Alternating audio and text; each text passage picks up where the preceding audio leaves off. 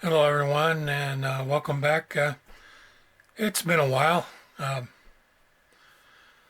Hope everybody had a great holiday season and everyone's new year is getting off to a great start.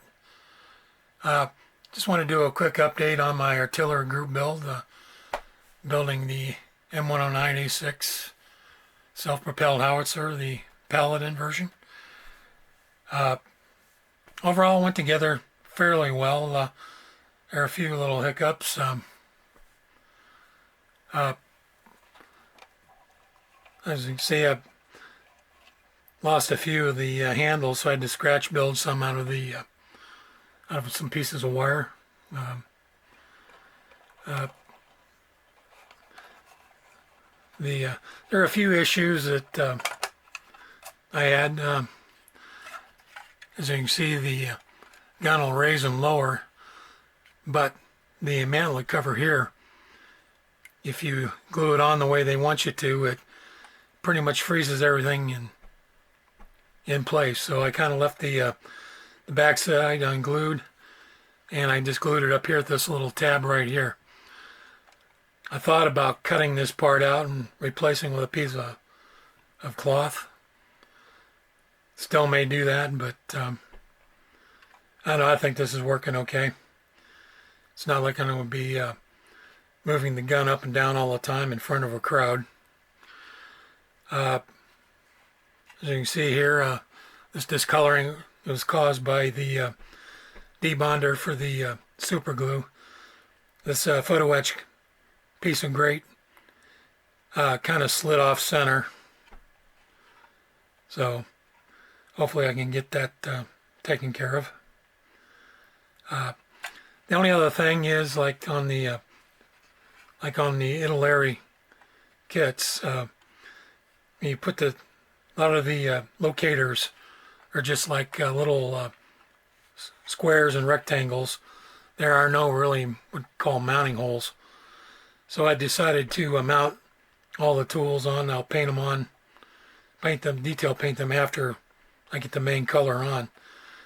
I didn't really want to try to super glue these things on there and screw up the paint job.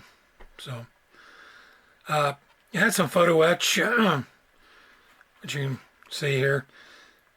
Went in pretty well as far as photo etch goes.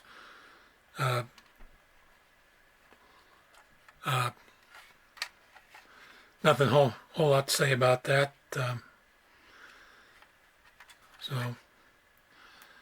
And as far as the hull's concerned, it was a little bit of fiddly, like up here on the front.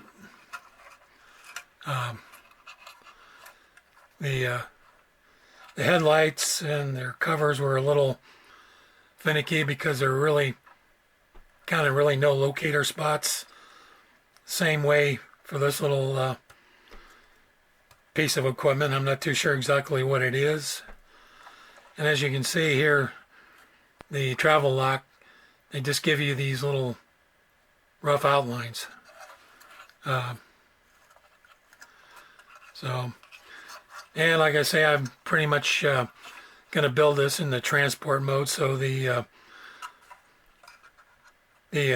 bracing that they use to keep the tank from rolling backward from the recoil, have them glued in the upright position.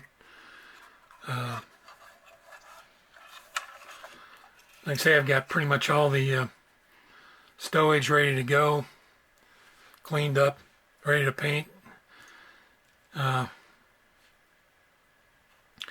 Still have some work to do on the figures. Not too sure how they're going to turn out. Figures aren't really my thing, but I kind of want to depict this as it's traveling down the road. Now here's the gun lock. I was able to get this part here and keep it movable.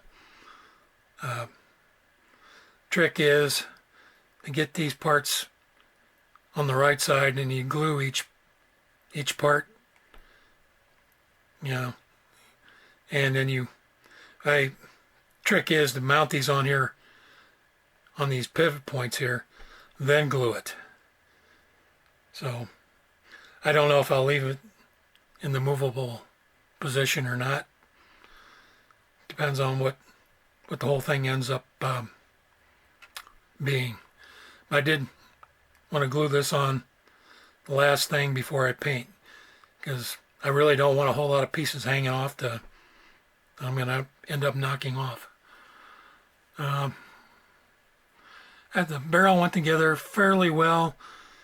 A little bit of a cleanup. I still have some cleanup to do. If I was going to do this kit again, I think I'd pony up for a metal barrel. So I have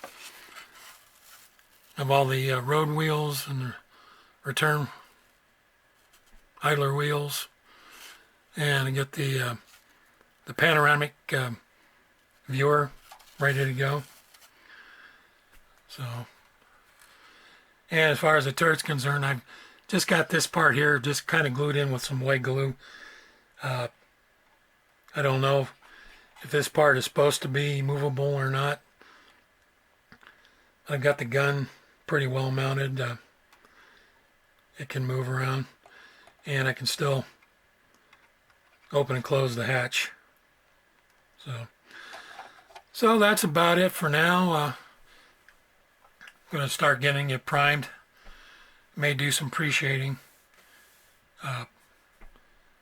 The old black and white technique.